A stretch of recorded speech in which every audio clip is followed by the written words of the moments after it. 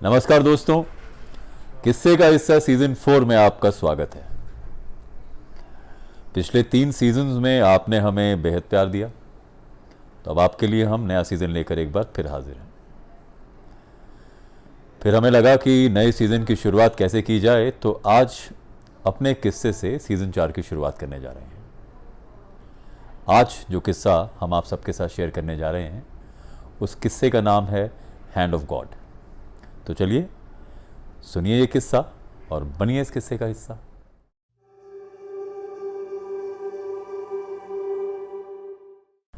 साल था 1986। मेक्सिको के एक शहर में फीफा वर्ल्ड कप टूर्नामेंट चल रही थी। मैच 2 दिग्गज टीमों के बीच में था। एक थी मैराडोना की नेतृत्व में खेलने वाली अर्जेंटीना और दूसरी इंग्लैंड। कांटे की टक्कर चल रही थी। अचानक वो पल आया जो फिर कहीं ना कहीं इतिहास में जब्त हो गया। मैराडोना ने हेडर लेते हुए इंग्लैंड पर एक गोल किया। हालांकि वो एक बहुत बेहतरीन गोल माना गया, पर कहीं ना कहीं हेडर में हेड के अलावा हाथ का भी थोड़ा इस्तेमाल हुआ। इसीलिए उस गोल को आज भी हैंड ऑफ गॉड कहा जाता है। बहरहाल मैच खत्म हुआ और स्कोर लाइन रही 2-1। अर्जेंटीना ये मैच जीत सेमीफाइनल में पहुंच गया। फुटबॉल की इस दुनिया से अब आपको हम अपनी दुनिया में ले चलते हैं। ये वो समय था कि जब एडवर्टाइजिंग एंड कम्युनिकेशन में काम करते करते कहीं ना कहीं ऐसा लगने लगा था कि शायद जिंदगी में थोड़ी मोनोटोनस हो गया है मामला काम का। ऐसे में लगातार ये लग रहा था कि चलिए अब let's get on to the other side of the table. Client side पर जाकर देखा जाए कि वहां काम करने का किस तरह का रोमांच है। यही सब सोचते हुए एडवर्टाइजिंग एंड कम्युनिकेशन की फील्ड से नौकरी छोड़ तलाश शुरू की कॉरपोरेट में जाने की। ये वो समय भी था जब रियल एस्टेट सेक्टर काफ़ी बूम में था। हालांकि ना तो इस सेक्टर को लेकर मुझे कोई जानकारी थी और ऐसा भी नहीं था कि बहुत इंटरेस्ट था, पर लगा चलिए नया चैलेंज है, देखा जाए। तो आनन फानन में जो पहला ऑफर मिला उस ऑफर को ले भी लिया। जैसे ही रियल एस्टेट सेक्टर में काम करना शुरू किया तो लगा कि ये एक भारी गलती हो गई। शायद ये फील्ड या ये इंडस्ट्री मेरे लिए नहीं बनी है। तो फिर एक बार दोबारा कवायद शुरू हुई नई नौकरी तलाशने की। हालांकि अभी भी जज्बा वही था कि ढूंढा जाए कॉर्पोरेट सेक्टर में कुछ ऐसा काम जो चैलेंजिंग भी हो और जिसमें थोड़ा इंटरेस्ट भी हो। शुरू से क्रिएटिव कम्युनिकेशन की तरफ झुकाव ज़्यादा था, तो ये भी लगने लगा कि जिस भी कंपनी को ज्वाइन किया जाए उसमें इसी तरह का रोल तलाशा जाए। जब मैं एडवर्टाइजिंग कम्युनिकेशन और इवेंट की फील्ड में था तब काफ़ी सारे क्लाइंटों से बातचीत हुआ करती थी, रिलेशनशिप बनता था। तो उन्हीं में से एक हमारे क्लाइंट थे जो टेक्सटाइल सेक्टर में थे और उनकी जो ब्रांड थी उस समय काफ़ी जानी पहचानी भी थी। हल्की फुल्की बातचीत में जब मैंने जिक्र किया कि मैं इस तरह अपनी प्रेजेंट नौकरी से खुश नहीं हूँ और शायद नौकरी के बदलाव को लेकर मंशा है, तो उन्होंने आगे से ऑफ़र देते हुए कहा कि तुम आओ और मेरी कंपनी ज्वाइन कर लो। प्रोफाइल भी अच्छा था, वो मार्केटिंग की सारी रिस्पॉन्सिबिलिटी सौंप रहे थे मुझे। दूसरी तरफ मेरे साथ एडवर्टाइजिंग एंड कम्युनिकेशन की पिछली कंपनियों में जिन कुछ लोगों ने काम किया था वो भी इस कोशिश में थे कि मैं कोई नई कंपनी ज्वाइन करूं और उन्हें भी वहां साथ ले चलूं। तो ऐसे में 2 साथी, जिनमें से एक का नाम वरुण सूद और दूसरे का राजीव चौहान है, वो भी मेरे पीछे हो लिए। उन्होंने मुझसे कहा कि आप अगर ये टेक्सटाइल वाली ऑफ़र लेते हैं तो हमारे लिए भी कोई काम तलाशिए, हम भी एक टीम की तरह आपके साथ काम करना चाहेंगे। तो फिर तय हुआ कि चलिए कम से कम इस ऑफ़र को एक्सप्लोर किया जाए। टेक्सटाइल कंपनी का जो हेडक्वार्टर था वो शहर लुधियाना में था।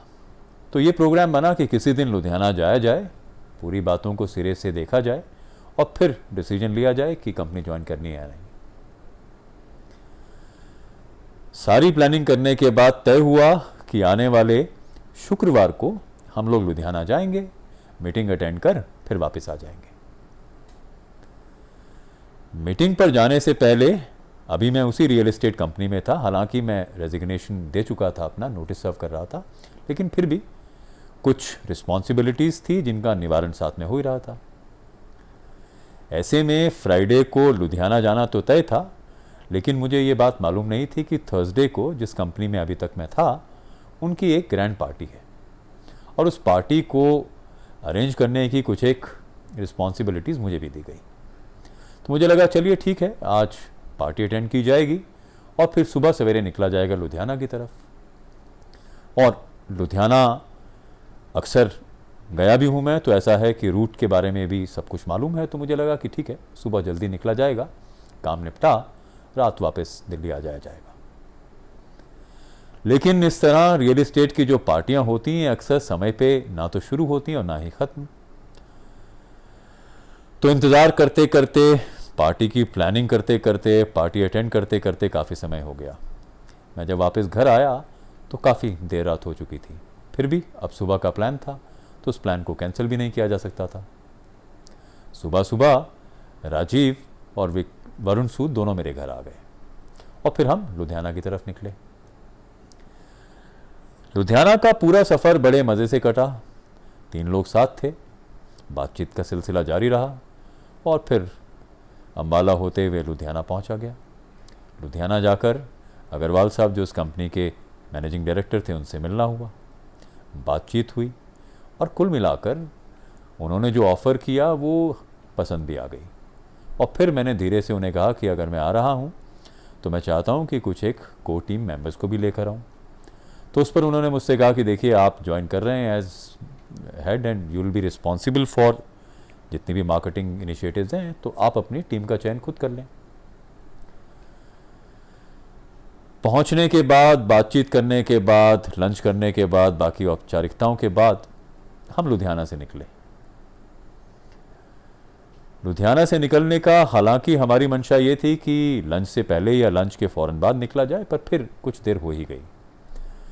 फिर हमें ऐसा लगा कि 3 दोस्त साथ हैं जिनमें से 2 लोग गाड़ी चला सकते हैं, मैं और वरुण दोनों गाड़ी चलाते हैं हाईवे पे, तो कोई ख़ास दिक्कत होगी ऐसा मालूम नहीं हो रहा था। तो हमें लगा ठीक है, अब समय हो ही गया है तो आराम से दिल्ली पहुंचा जाए। तो सफ़र शुरू हुआ। लुधियाना से निकल हम लोग बातचीत करते हुए वापस दिल्ली की ओर चल पड़े। उस समय जो गाड़ी लेकर हम लुधियाना गए थे वो मारुति 800 कार थी, छोटी गाड़ी थी, लेकिन हाईवे पे कोई दिक्कत मारुति 800 में होती नहीं थी, तो हम सब लोग खुश थे। राजीव आराम से पिछली सीट पर विराजमान थे और मैं और वरुण आगे की सीट पर गाड़ी में ड्राइव कर रहा था। हालांकि पूरी पिछली रात पार्टी में थे, लेकिन फिर भी थकान जैसी कोई चीज़ थी नहीं, और फिर इस बात को लेकर भी उत्साह था कि अब एक नई नौकरी है, जीवन में एक नई शुरुआत होने वाली है, और जिस तरीके का काम समझाया गया था वो काफ़ी इंटरेस्टिंग भी था। तो कुल मिलाकर रोमांच से भरे पूरे हम तीनों लोग वापस दिल्ली की ओर आ रहे थे। हमारा इरादा ये था कि रास्ते में डिनर के लिए भी क्यों रुका जाए, दिल्ली पहुंचकर मेरे घर जाकर डिनर करेंगे और उसके बाद ये लोग अपने अपने घर जा सकते हैं। यही सब सोचते, बातचीत करते हुए, सफ़र का आनंद उठाते हुए हम आगे बढ़ते जा रहे थे। अक्सर जब 3 दोस्त हाईवे की ड्राइविंग पर होते हैं तो आपका पीने पिलाने का कार्यक्रम भी बन जाता है। पर फिर हमें लगा कि देखिए साहब, एक तो ड्राइविंग करनी है और दूसरा समय पे घर पहुंचना है, तो ऐसा है कि अगर कोई भी प्रोग्राम है उसे घर जाके ही पूरा किया जाए। रास्ते में इस तरह के कार्यक्रम के लिए रुकना कोई बहुत अच्छी बात नहीं है। ये सब सोचते समझते सफ़र करते हुए अम्बाला शहर निकला। अम्बाला के बाद करनाल और करनाल के बाद पानीपत, सोनीपत और फिर दिल्ली। ये रास्ता हमें वैसे भी मुँह ज़बानी याद भी है और इस रास्ते पर बहुत बार ड्राइविंग भी की है, तो एक एक जगह, किस जगह रुक सकते हैं, किस जगह फ्रेश हो सकते हैं, सबके बारे में अच्छा खासा मालूम भी है। अम्बाला जब हम पहुँचे तब तक गाड़ी मैं ही ड्राइव कर रहा था। ऐसे में अब वरुण के अंदर का ड्राइवर और इंसान दोनों जाग उठे। उसने कहा कि ऐसा है कि आप पिछली पूरी रात एक पार्टी में थे, ढंग से सोए भी नहीं, और फिर लगातार लुधियाना के रास्ते में आपने ड्राइव किया, वापसी में भी आप ड्राइव कर रहे हैं, तो ऐसा है कि आप अब थोड़ा आराम कीजिए और ड्राइविंग की रिस्पॉन्सिबिलिटी आप मुझे दे दें। पानीपत शहर से कुछ पहले हमने एक छोटा सा स्टॉप ओवर लिया। वहाँ पर रुककर मैंने घर फ़ोन किया और मैंने उन्हें बताया कि देखिए 10 साढ़े 10 बजे तक हम घर पहुँच जाएंगे और डिनर हम लोग सब घर पे ही करेंगे। वहाँ पर रुक हमने चाय ठंडा पिया, कुछ हल्की फुल्की स्नैकिंग करी और उसके बाद गाड़ी चलाने की जिम्मेदारी अब वरुण पर थी। मैं वरुण के साथ अगली सीट पर बैठ गया और राजीव हमारे साथ पिछली सीट पर बैठ गए। एक बार फिर सफ़र शुरू हुआ। सफ़र शुरू हुए अभी कुछ ही समय हुआ था। समालखा क्रॉस करने के बाद एक छोटा सा स्टेशन आता है पट्टी कलां। ऐसा नहीं है कि इस स्टेशन के बारे में कोई हमें जानकारी थी, लेकिन हमारे साथ जो हुआ उसके बाद पट्टी कलां अभी तक याद है। और पट्टी कलां अगर मैं चंडीगढ़ या शिमला की तरफ जा रहा हूँ तो उस जगह पर जाकर अगर मैं सो भी रहा हूँ तो आंखें अपने आप खुल जाती हैं। तो जैसे ही हमने सफ़र शुरू किया मुझे अब हल्की हल्की नींद आने लगी थी।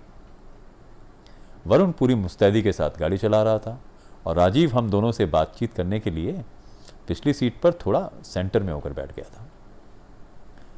इससे पहले कि मैं नींद के आगोश में पूरी तरह से जाता कि अचानक मुझे बहुत तेज चीख की आवाज़ सुनाई दी। इससे पहले कि मैं पूरी तरह से सजग हो पाता मैंने ये देखा कि हमारे ठीक आगे एक ट्रक जा रहा है जो अचानक पलट गया। सोचने समझने का ज़्यादा समय तो हमें मिला नहीं। इससे पहले कि मैं कोई भी रिएक्शन दे पाता हमारी गाड़ी सीधे जाकर उस ट्रक से भिड़ गई। थोड़ी देर के बाद जब मुझे आंख खोलने का मौका मिला तो मैंने देखा कि मैं पूरी तरीके से खून से लथपथ था। मैं जिस तरफ देख रहा था मुझे सिर्फ खून ही नज़र आ रहा था। मैंने अपने शरीर को छूकर देखा तो अनगिनत कांच के टुकड़े मुझे अपने चेहरे पूरे शरीर पर दिखाई दिए। सांत्वना की बात सिर्फ इतनी थी कि मैं अभी भी होश में था। मुझे ये समझ आ रहा था कि हमारा एक्सीडेंट हो गया है, हमारी गाड़ी ट्रक से जा भिड़ी है। बाद में ठीक होने पर वरुण ने पूरा किस्सा हमें बताया कि हमारे आगे जो ट्रक चल रहा था उसे जब मैंने डीपर दिया तो वो पहले लेफ़्ट हुआ और इससे पहले कि हम पास कर पाते उस ट्रक को अचानक वो ट्रक राइट हुआ और फिर पलट गया। उस ट्रक में बारदाना भरा हुआ था जिससे सेब या दूसरे फलों की पेटियां बनती हैं। दूसरी बात यह थी कि जिस तरफ से हमने ट्रक को टक्कर मारी या जिस तरफ से हम जाकर ट्रक से भिड़े वो वही तरफ थी जिस तरफ मैं बैठा हुआ था। और चूंकि मैं थोड़ा थका हुआ था और नींद लेने की कोशिश कर रहा था तो मैं वो उस पोजीशन में बैठा था जिस पोजीशन में आप गाड़ी में हरगिज़ ना बैठें, यानी मैंने अपने दोनों पैर ऊपर रखे थे डैशबोर्ड पर। सिर्फ एक अच्छी बात यह थी कि मैंने सीट बेल्ट लगाई हुई थी, वरना जिस तरह का इम्पैक्ट था शायद मैं गाड़ी के शीशे को तोड़ता हुआ बाहर जा गिरता। खैर अब एक्सीडेंट हो चुका था। वरुण सूद को फिलहाल कोई चोट लगी हो ऐसा लग नहीं रहा था। वो जल्दी से गाड़ी से बाहर निकला। दूसरी तरफ राजीव चौहान जो कि सेंटर में बैठा था गाड़ी के, इम्पैक्ट से उसका सर आगे आके डैशबोर्ड पर लगा और वो फिर पीछे जाकर सीट पर गिर गया। इससे पहले कि मैं कुछ समझ पाता मैंने राजीव की आवाज़ सुनी जो कि कहीं कुछ मेरे पैरों के नीचे टटोल रहा था। मैंने उससे पूछा कि क्या ढूंढ रहे हो, तो उसने कहा कि मैं अपना फ़ोन ढूंढ रहा हूँ जो शायद गिर गया है। तो मुझे काफ़ी गुस्सा और हंसी दोनों आई कि देखिए साहब इतना बड़ा एक्सीडेंट हो गया है और आपकी चिंता सेल फ़ोन को लेके है। बहरहाल अब दूसरी प्रायोरिटी ये थी कि अब इस सिचुएशन से बाहर कैसे निकला जाए। किसान आंदोलन के चलते नेशनल हाईवेज आजकल ब्लॉक हैं। आपको सड़कों में घूम फिर कर गलियों में जा, गांव में जा, नेशनल हाईवे पे कंटिन्यू करना पड़ता है क्योंकि एक बड़ा हिस्सा नेशनल हाईवे का बंद है। इस बात का हमेशा फ़क्र रहेगा कि हमने भी नेशनल हाईवे को कुछ ही देर के लिए चाहे हो बंद किया। उस एक्सीडेंट के बाद दिल्ली पानीपत का रास्ता वो कुछ देर के लिए ब्लॉक रहा। तो अब एक्सीडेंट हो चला था। अगली हमारी जो प्लानिंग थी वो ये थी कि यहाँ से निकला जाए और देखा जाए किसी हॉस्पिटल में जाके कि किस तरह का तोड़फोड़ हुई है शरीर के साथ। तो राजीव चौहान गाड़ी से बाहर निकला, वरुण पहले से ही गाड़ी से बाहर निकल चुका था, अब निकलने की बारी मेरी थी। पहली बार मुझे ये रियलाइज़ हुआ कि मैं गाड़ी से निकलने की स्थिति में ही नहीं हूँ। बेफिक्री से जिन दोनों पैरों को उठाकर मैं गाड़ी के डैशबोर्ड पर रख नींद का मज़ा लेने की कोशिश कर रहा था, अब वो एक भारी मुसीबत बन चुका था। मेरा एक पैर कहीं ट्रक और कार के बोनट के बीच फंसा हुआ था। क्योंकि चोट लगी थी, चोट की गर्माइश पूरी तरह से थी, तो शुरुआत में तो मुझे ये नहीं लगा कि मेरा पैर कहीं अटका हुआ है, पर अब गाड़ी से बाहर निकलना था और पैर जो है वो पूरी तरह से फंसा हुआ था। दोस्तों, एक्सीडेंट के बाद अक्सर लोगों की भीड़ लग जाना एक साधारण सी बात है। आप देखते हैं जहाँ भी एक्सीडेंट होता है आमतौर पे तमाशाबीन इकट्ठा हो ही जाते हैं, लेकिन उनमें से कितने लोग असल में आपकी मदद कर पाते हैं या करना चाहते हैं, ये अलग बात है। तो वही अफरा तफरी मुझे उस दिन देखने और सुनने दोनों को मिली। एक तरफ मेरा पैर फंसा हुआ है, दूसरी तरफ खून जो है पूरी तरह से निकल रहा है, पूरे जोश में है, और मैं लगातार इस बात की कोशिश कर रहा हूँ कि मैं अपना होश न गंवाऊँ। कहीं ना कहीं मुझे बहुत से किस्से, कहानियाँ, डॉक्टर्स की कही हुई बातें याद आ रही थी कि इस स्थिति में आप कॉन्शियस रहना आपके लिए बहुत ज़रूरी है, क्योंकि इतना ब्लड लॉस के बाद अगर आप अनकॉन्शियस हो जाते हैं तो फिर शायद ये गंभीर बात हो सकती है। दूसरी तरफ मेरे कानों में बहुत तरह की आवाज़ें सुनाई पड़ रही थी। सब लोग गाड़ी के आसपास इकट्ठा हो तरह तरह की बातें कर रहे थे। उनमें से कोई भी रियल हेल्प कर रहा हो ऐसा नहीं था, पर अलग अलग किस्म की बेतुकी बातें भी सुनाई पड़ रही थी। कोई कह रहा था कि चलिए ट्रक को सीधा करते हैं, कोई कह रहा था कि हम गाड़ी को पलटने की कोशिश करते हैं, कोई कह रहा था कि दूसरी गाड़ी से हमारी गाड़ी को साथ लगा खींचने की कोशिश करते हैं। इन सब बातों को सुन मुझे थोड़ी ज़्यादा टेंशन हो रही थी। मुझे लग रहा था कि जिस तरह की बातें ये लोग कर रहे हैं ये काफ़ी बेतुकी बातें हैं। ट्रक को सीधा करना, क्रेन को बुलाना जहां पहले से ट्रैफिक अब जैम हो चुका है, इस समय तो बहुत समय लगने वाला है। और जिस तरह से मुझे ब्लीडिंग हो रही है या जो मेरी पूरी जिस तरह की चोटें हैं, उसमें मैं कितनी देर तक अपने आप को सस्टेन कर पाऊंगा या कितनी देर तक होश में रह पाऊंगा, ये कहना भी मुश्किल था। मैं किसी को कुछ कहता इससे पहले लोग आकर मुझे समझा रहे थे कि आप घबराइए मत। मैं उन्हें कहना चाहता था कि साहब मैं घबरा नहीं रहा, मैं तो जानना चाहता हूं कि आपके पास कोई सशक्त प्लान है भी या इसी तरह की बातें कर आप समय सारा व्यय करने वाले हैं। पूरी तरह से अफरा तफरी का माहौल था। वरुण और राजीव भी अब मुझे दिखाई नहीं पड़ रहे थे। बड़ा बेबस हो मैं गाड़ी में बैठ इंतज़ार कर रहा था कि किस तरह मैं अपने पैर को निकालूंगा और किस तरह मैं बाहर निकलूंगा। इस सब अफरा तफरी में अभी तक 20 से 25 मिनट हो चले थे और किसी भी तरह का कोई सॉल्यूशन किसी के पास हो ऐसा लग नहीं रहा था।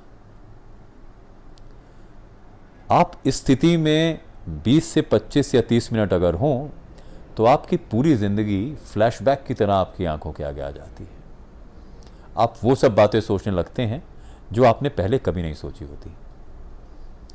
आपको अपनी ज़िंदगी का पूरा नक्शा आपकी आंखों के सामने दिखाई देने लगता है। मैं भी इसी पसोपेश में था कि मेरी तरफ की खिड़की पर मुझे एक हाथ दिखाई दिया। मैंने झट से उस हाथ को पकड़ लिया।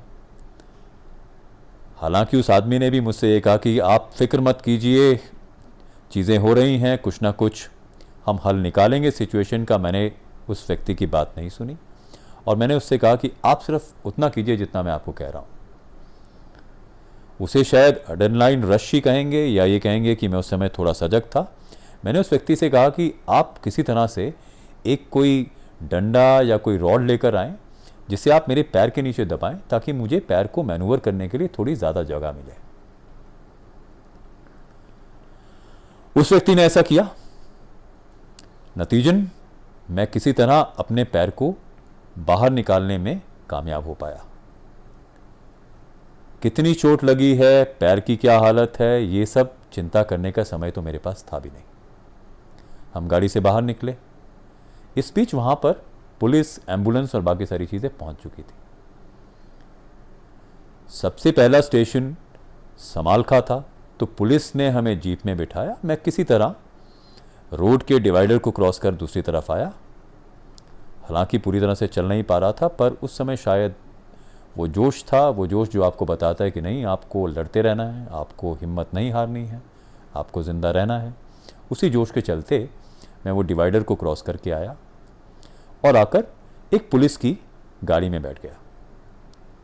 मुझे आज भी याद है, वो एक ओपन जीप थी जिसका पीछे से फ्लैप उठाकर हम पीछे सीट पर आकर बैठ गए। क्योंकि ब्लड लॉस इतना ज़्यादा हो चुका था कि मुझे सर्दी लग रही थी, तो किसी पुलिस वाले ने या किसी असिस्टेंट ने मुझे एक कंबल दिया जो मैं ओढ़कर बैठ गया। मेरे साथ वरुण और राजीव दोनों आकर उस जीप में बैठ गए। पुलिस वाले सबसे पहले हमें समालखा के एक सरकारी अस्पताल में लेकर गए। सरकारी अस्पताल के पास पहुंचते ही मैंने पुलिस वालों से ये कहा कि देखिए, जो भी हो जाए, मुझे सरकारी अस्पताल में नहीं जाना है। ऐसा नहीं है कि गवर्नमेंट हॉस्पिटल को लेकर मेरे जहन में कुछ दूसरे ख्याल हैं, पर ना जाने क्यों मैंने उन्हें कहा कि आप किसी प्राइवेट हॉस्पिटल में मुझे लेके जाएं। इस बीच पुलिस वाले के फ़ोन को ले मैंने घर फ़ोन भी किया। गवर्नमेंट हॉस्पिटल के बारे में मेरे विचार सुन पुलिस वाले फिर मुझे एक दूसरे नर्सिंग होम लेकर गए। दूसरे नर्सिंग होम ने जैसे ही मेरी हालत को देखा तो उन्होंने कहा कि देखिए साहब, हमारे पास यहाँ पर इस तरह के इंतज़ाम नहीं है कि हम आपकी इस स्थिति का आपको कोई सोल्यूशन दे पाएँ। तो आप ऐसा कीजिए, आप इन्हें ले पानीपत चले जाएं। समय वेस्ट करने का हमारे पास गुंजाइश थी नहीं, तो फिर से हम आकर उसी जीप में बैठे और भला उन पुलिस वालों का कि वो आप मुझे ले और राजीव और वरुण को ले पानीपत की ओर निकल पड़े। पानीपत शहर पहुंचते पहुंचते हम लगातार हॉस्पिटल्स के बोर्ड देख रहे थे। तभी अचानक हमें एक हॉस्पिटल का बोर्ड दिखाई दिया, प्रेम नर्सिंग होम। मुझे आज भी याद है प्रेम नर्सिंग होम, और अब जब भी मैं शिमला या दूसरे शहर जाता हूँ उस रूट से, तो जब भी उस बोर्ड को देखता हूँ चेहरे पर एक मुस्कान आ ही जाती है। प्रेम नर्सिंग होम इसलिए भी मुझे दिखा उस बोर्ड पर क्योंकि उसके नीचे लिखा था MRI फैसिलिटी अवेलेबल। तो मुझे लगा चलिए ये दूसरे नर्सिंग होम से शायद थोड़ा बेहतर होगा, क्योंकि यहाँ पर MRI और CT स्कैन जैसी सुविधाएं हैं। आनंद फानन में पुलिस वाले हमें ले प्रेम नर्सिंग होम आ गए। प्रेम नर्सिंग होम ने भी इस तरह किसी एक्सीडेंट के बाद घायल लोगों को शायद देखा नहीं था, क्योंकि जैसे हम वहाँ पहुँचे पूरे नर्सिंग होम में अफरा तफरी का माहौल था। झटपट स्ट्रेचर पर मुझे लेटा दिया गया और शायद दूसरे स्ट्रेचर पर राजीव चौहान को, और फिर स्ट्रेचर पर लेटे लेटे अंदर की यात्रा शुरू हुई। इमरजेंसी में कुछ एक लोग थे जो झट से हमारी सेवा में जुट भी गए। इस बीच शायद राजीव चौहान को हेड इंजरी हुई थी। उस हेड इंजरी के चलते राजीव चौहान पे दौरे पड़ने लगे थे। तो ऐसे में सारे डॉक्टर और नर्सेज मुझे छोड़ राजीव चौहान की चाकरी में जुट गए। एक कोने में मैं स्ट्रेचर पर लेटा हुआ इंतज़ार कर रहा था कि कोई आएगा और शायद मेरी सेवा में भी लगेगा, पर ऐसा हो नहीं रहा था। दूसरी तरफ जब मैंने घर पे फ़ोन किया और फ़ोन का आदान प्रदान हुआ, तो उन लोगों ने भी अपने अपने तरीके से ये पता करने की कोशिश की गई कि मैं किस नर्सिंग होम में हूँ, किस तरह का डॉक्टर मुझे देख रहा है। तो ये सब बातें चल रही थी। आसपास जो भी लोग स्ट्रेचर के मेरे गुजर रहे थे उनकी बातें सुन जोश वैसे ही ठंडा हो रहा था। उनमें से कोई कह रहा था कि देखिए साहब, इतना खून बह गया है, अब ये बचेगा नहीं। और मैं अंदर ही अंदर उनकी बात सुन भी रहा था, जज्ब भी कर रहा था, और कहीं ना कहीं मुझे थोड़ी हंसी भी आ रही थी कि साहब अभी तो मैं पूरी तरह से सचेत हूँ, जी रहा हूँ, और इसी तरह की बातें अभी से लोग कर रहे हैं। बहरहाल राजीव किसी के भी काबू में नहीं आ रहा था। तो जैसे ही मैंने राजीव की आवाज़ सुनी कि वो चिल्ला रहा है, मैं स्ट्रेचर पर लेटा लेटा मैंने राजीव को, हम उसे चाव कहते हैं, तो मैंने ज़ोर की आवाज़ मार के चाव को कहा कि चाव, तू क्या कर रहा है। मेरी बात सुनते ही अचानक वो एकदम से अलर्ट हो गया और उसने बोला नहीं नहीं सब ठीक है। इस बीच डॉक्टर प्रेम जिनका ये नर्सिंग होम था, उनका शायद घर नर्सिंग होम के ऊपर ही था। सो डॉक्टर प्रेम ऊपर से नीचे उतरे, शायद उन्हें फोन आ चुके थे। परिवार वालों ने कहीं ना किसी से बात कर जुगाड़ लगा डॉक्टर प्रेम तक ये संदेश पहुंचा दिया था कि आप लोग आइए, इस तरह से एक्सीडेंट हुआ है और हमारे परिचित हैं और आप इनका आकर इलाज कीजिए। तो मुझे फटाफट एमआरआई के लिए भेजा गया। एमआरआई कराने के बाद मुझे ऑपरेशन थिएटर में ले जाया गया। इस बीच घर वालों ने हमारे एक परिचित डॉक्टर हैं, डॉक्टर कुलदीप सिंह, जो कि जाने माने प्लास्टिक सर्जन हैं, उन्हें अपोलो में फ़ोन कर दिया था। डॉक्टर कुलदीप सिंह ने डॉक्टर से बात कर ये कहा कि देखिए, आप वहाँ पर सिर्फ इतना कर दीजिए कि ब्लीडिंग रुक जाए, इसके अलावा आप वहाँ पर और कोई दूसरी चिकित्सा करने की कोशिश ना कीजिए, आप इन्हें पैक कीजिए और अपोलो भेज दीजिए और बाकी का इलाज हम वहीं करेंगे। मुझे आज भी वो दृश्य याद है कि ऑपरेशन थिएटर पर मैं एक बेंच पर लेटा हूँ, मेरे ऊपर ऑपरेशन थिएटर में जो बड़ी सी लाइट होती है वो है, और आसपास डॉक्टर्स और नर्स का जमा बड़ा है। तो बड़े प्यार से डॉक्टर साहब ने मुझसे कहा कि देखिए, हमारा सबसे पहला लक्ष्य आपका ब्लीडिंग रोकना है और इसके लिए हमें कुछ एक दवाइयाँ उपयोग में लानी हैं।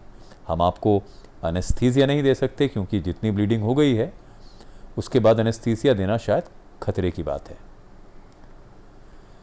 इससे पहले मैं उनकी बात पूरी तरह से समझता, तो उन्होंने मुझे कहा कि हमें आपकी कुछ एक स्टिचिंग, प्राइमरी स्टिचिंग करनी पड़ेगी, जिसके लिए आपको थोड़ी दर्द सहनी पड़ेगी। तो अब मुझे बात समझ में आई कि देखिए, एनेस्थीसिया के बिना अगर कुछ एक स्टिचिंग करने की ज़रूरत है तो मतलब दर्द होना तो लाजमी है। पर दोस्तों, दूसरी बात यह है कि जब आप एक बुरे परिणाम को देख लेते हैं तो उसके पीछे की चीज़ें आपको ज़्यादा फर्क लाती भी नहीं आपके लिए। तो मैंने उनसे कहा कि आपने जिस चादर से मुझे ढक रखा है, आप मुझे वो दे दीजिए। मैंने चादर को मुंह में थोड़ा सा दबाया और फिर उसके बाद उन्होंने जो मुझ पर चीज़ें शुरू करी, उसमें दर्द हुई या नहीं हुई ये अलग बात है, पर मुझे लगा कि चलिए साहब, अब आप जो करना चाहते हैं आप कर लीजिए, सबसे ज़रूरी इस समय यही है कि मैं ठीक ठाक हो जाऊं। इस पूरे प्रकरण में जो सबसे ज़्यादा जो चिंता जिस बात की मुझे हो रही थी, वो मुझे इस बात की हो रही थी कि शायद मेरी लेफ्ट आई को काफ़ी चोट लगी है और शायद वो ठीक नहीं है। हुआ ये था कि विंडस्क्रीन का ग्लास पूरा का पूरा आकर मेरे चेहरे से टकराया था, तो ऐसे में चेहरा पूरी तरह से कट तो गया था, लेकिन कहीं ना कहीं उसने आँख को भी नुकसान पहुँचाया। उससे ये हुआ कि शायद मेरी लेफ़्ट आई थोड़ा लटक के नीचे की तरफ आ गई थी और मुझे ऐसा लग रहा था वो कट गई है। बावजूद उसके उन्होंने हमें पैक किया, पूरी तरह से बैंडेज किया और एक एम्बुलेंस में बिठाया और हम दिल्ली की ओर निकल लिए। पानीपत से दिल्ली का सफ़र कोई ज़्यादा लंबा नहीं है, पर पानीपत से अपोलो पहुंचने में उस दिन काफ़ी समय लगा, और वो समय इसलिए भी ज़्यादा लगा क्योंकि शायद मैं जिस अवस्था में था पल पल भारी लग रहा था। 4 साढ़े 4 बजे के करीब हम लोग अपोलो पहुंचे। अपोलो पहुंचकर डॉक्टर कुलदीप पहले से इमरजेंसी में हमारा इंतज़ार कर रहे थे और हम इसके लिए उनका आज भी शुक्रगुजार हैं। जैसे ही वो मुझे ले इमरजेंसी में गए और मेरी चोटों को देखना शुरू किया और राजीव चौहान को देखना शुरू किया, मेरा सबसे पहला प्रश्न डॉक्टर कुलदीप से यही रहा कि शायद मेरी लेफ़्ट आंख ख़राब हो गई है। बड़ी ही सहजता के साथ डॉक्टर कुलदीप ने अपने एक नर्स को इंस्ट्रक्ट किया, जो शायद एक सेलाइन वाटर लेकर आई एक पंप में। जिस तरह का सैनिटाइज़र आज हम इस्तेमाल करते हैं, उस तरह एक बॉटल थी जिसमें सेलाइन सॉल्यूशन था। उन्होंने अपने एक हाथ से मेरी आंख को ऊपर उठाया, सेलाइन वाटर स्प्रे किया और फिर मुझसे पूछा, तुम्हें मेरी कितनी उंगलियां दिखाई दे रही हैं? संतोष की ये बात थी कि जितनी उंगलियां उन्होंने दिखाई, मुझे उतनी उंगलियां ही नज़र भी आई। तो उन्होंने कहा, देखिए तुम्हारी आंख एकदम ठीक है, हाँ कट लगा है, इसे बाद में देख लेंगे, अभी फ़िलहाल के लिए हम इस बैंडेज को दोबारा बंद कर रहे हैं। बाकी किस जगह चोट लगी है, किस तरह का एक्सीडेंट है, फिर ये सब भार मेरे कंधों से उतर गया। मुझे लगा आंख सुरक्षित है, बाकी तोड़ फोड़ तो डॉक्टर्स ठीक कर ही देंगे। बहरहाल बाकी चोटें देखी गई, किस तरह की इंजरी है उसे देखा गया। हंसते हुए डॉक्टर साहब मुझे ये बताते हैं कि उस दिन आपका ऑपरेशन 8.5 घंटे चला। डॉक्टर साहब ये भी बताते हैं कि आपके चेहरे पर हमने उतने टांके लगाए जितने में शायद एक 3 पीस सूट पूरा बन जाता है। तो मैंने डॉक्टर साहब से ये बोला कि आपने पानीपत के डॉक्टर से ये क्यों कहा कि वहाँ स्टिचिंग नहीं करनी है और जो काम भी करना है हम यहाँ पे करेंगे। तो उन्होंने एक बड़ी दिलचस्प बात मुझे बताई। वो बोले कि देखिए, एक नॉर्मल सर्जन और प्लास्टिक सर्जन में अंतर वही है जो एक मोची और दर्जी में है। हम लोग दर्जी हैं, हम चेहरे को रफू करते हैं, और ये सच भी है साहब। मेरे चेहरे को आज आप देख रहे हैं और शायद देखने के बाद ऐसा नहीं लगता कि इस पे इतना अत्याचार हुआ और उसके बाद इतना उपचार हुआ। पैर का हाल बुरा था, जगह जगह चोटें थी, चेहरे का हाल एकदम से खराब था। अपोलो में काफ़ी समय गुजरा। उसके बाद कुछ समय सहारे से चलना पड़ा। कुछ समय ये भी कहा गया कि आपको पूरी तरह से ठीक होने में शायद 2 साल लग जाएंगे, जिसके विपरीत मैं उससे काफ़ी जल्दी अपने पैरों पे खड़ा भी हुआ और चलने भी लगा। डॉक्टर कुलदीप, प्रेम नर्सिंग होम, पट्टी कलां, लुधियाना का सफ़र, वरुण और राजीव, और फिर तोड़ फोड़ से ठीक होने की एक लंबी कवायद, ये सब बातें एक तरफ है। इस किस्से में जो सबसे महत्वपूर्ण चीज़ है वो है हैंड ऑफ गॉड। इंग्लैंड के खिलाफ मैराडोना का वो गोल, जिसे हैंड ऑफ गॉड कहा जाता है, ने मैराडोना को प्रसिद्धि तो दी। हालांकि वो प्रसिद्धि थोड़ी अलग किस्म की थी, लेकिन फिर भी उस गोल की बदौलत उन्होंने इंग्लैंड को उस मैच में हराया भी, और मैराडोना का नाम में एक और प्रसिद्धि का इजाफा भी हुआ।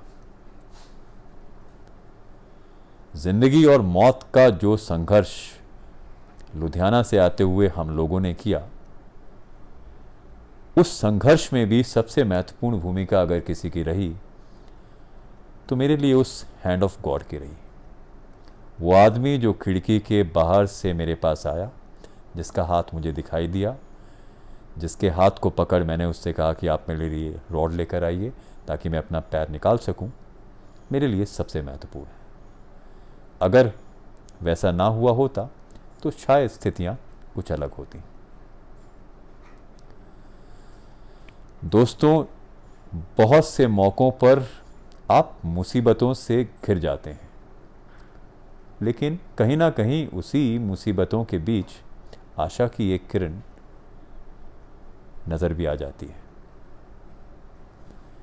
मेरे लिए वो हाथ सच में हैंड ऑफ गॉड ही था।